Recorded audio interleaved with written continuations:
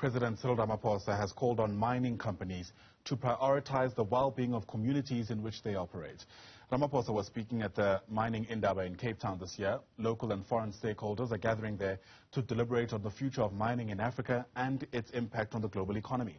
To unpack some of the concerns around whether or not the current mining climate will impact investor confidence, let's bring in Goldfield spokesperson Sven Lunsche, who joins us now via our video link. And it's lovely to have you on the program, sir. Thanks very much indeed for making time. Part of Ramaphosa's address also included a lamentation, so to speak, where he essentially spoke about it being a bad thing that South Africa has fallen, I think he said, to 10th place in the Fraser Institute's Investor Attractiveness Index rankings. For those of us who are not in this industry, help us apply context to that. How bad a fall is it? It's a very bad fall, and Ayanda, good morning to you and your viewers. It's actually in the bottom 10 of the Fraser Institute Index of 180 mining destinations. So it's a real bad indictment of our performance, how we are viewed by investors, how we are viewed by companies, mining companies. So we've gradually slipped. We used to be among the top 20, and over the last 10, 15 years, we have slipped really down the rankings. It's an indictment of a number of things. So first of all, it's the uncertainty around mining regulation. What I think investors and mining companies like ours want above all is certainty. We are happy we work in 5 different countries around the world, and in most countries there is certainty around mining. You know what tax you're going to pay, you know how much you have to give up to the local government. In South Africa that changes every 3-4 years depending on a new minister. So that is, I think, one of the reasons why our investment ranking is so poor in the mining sector. Having said all that, I think the President's absolutely right. One of the things that mining hasn't done up until recently is look after other stakeholders apart from shareholders. So the investment in communities that he stressed. I think mining companies are doing a lot more than they're giving credit for, but there is a lot more to be done. And mining communities are poor. Around the world, particularly in developing countries, mining communities have not seen all the benefits that mining can deliver to them. But yeah, there's a balance there as well. In South Africa in particular, municipal government has virtually collapsed.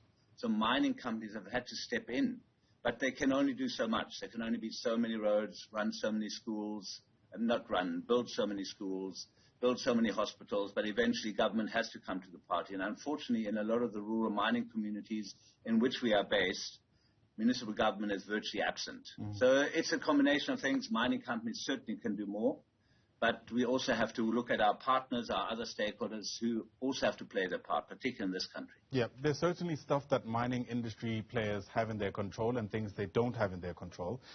One of the issues that's also been, in sharp focus recently is the pay disparity between those who run these companies and those who work for them. Neil Froneman comes to mind because his name has been bandied about recently. Yeah. What are the conversations taking place within the industry about, at the very least, the optics around this?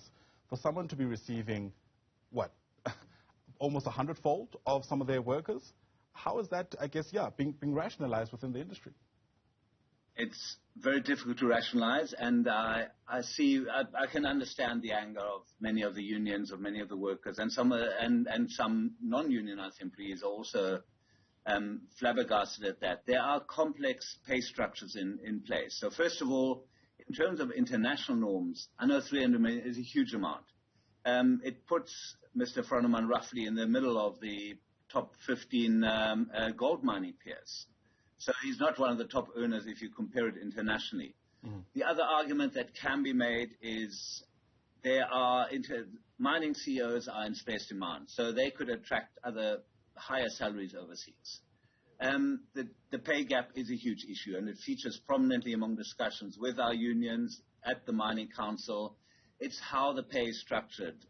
One of the things, I think almost 90% of his salary, of the 300 million, came from a share option that were awarded to him 3 to 5 years ago.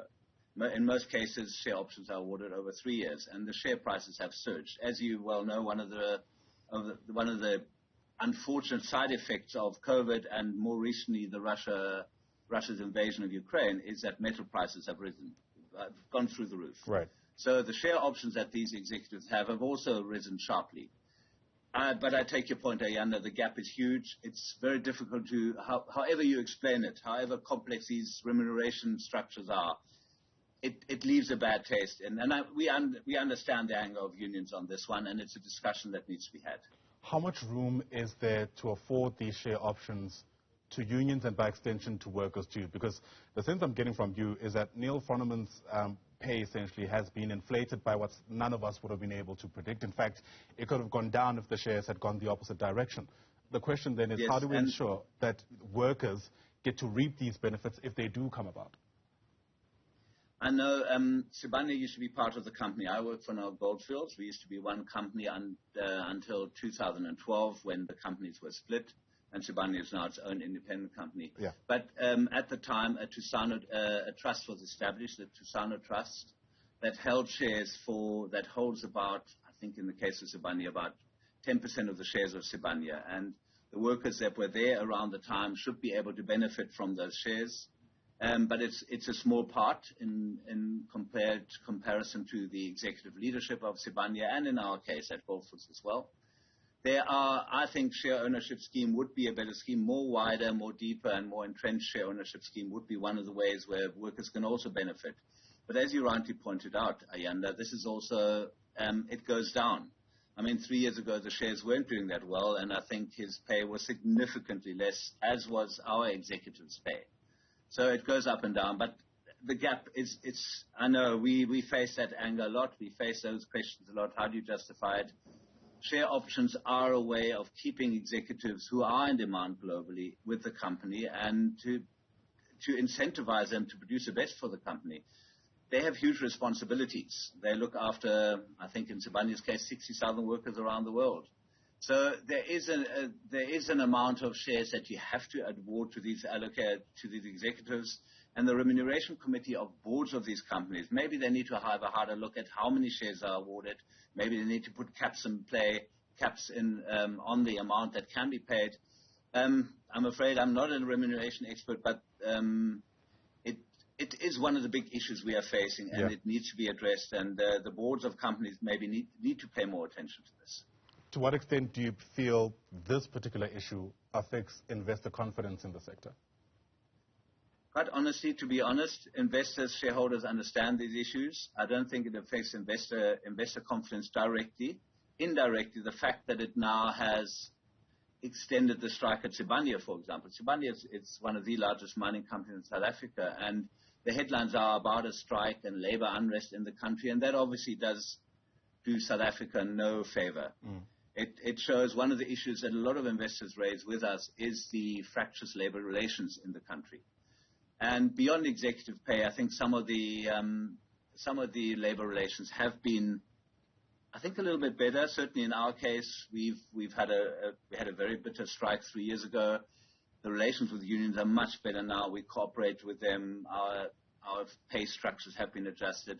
But it is one thing that doesn't do investors. They see the headlines on strikes, and once again, I think it puts us down a few more notches in the Fraser Institute ranking.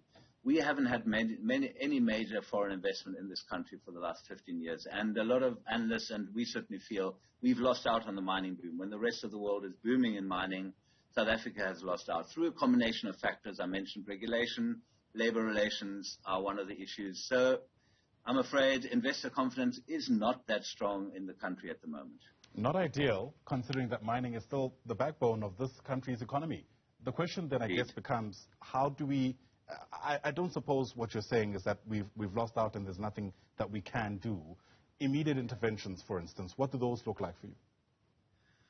Immediate interventions is our mining exploration license system is a complete disaster. The minister himself admitted that at the Mining Indaba on Monday, that the cadastral system, as it's called, they have about 5,500, a backlog of 5,500 applications, of which over the last 3 years they may be addressed 15%. So there's still 4,500 mining applications that are waiting to be processed.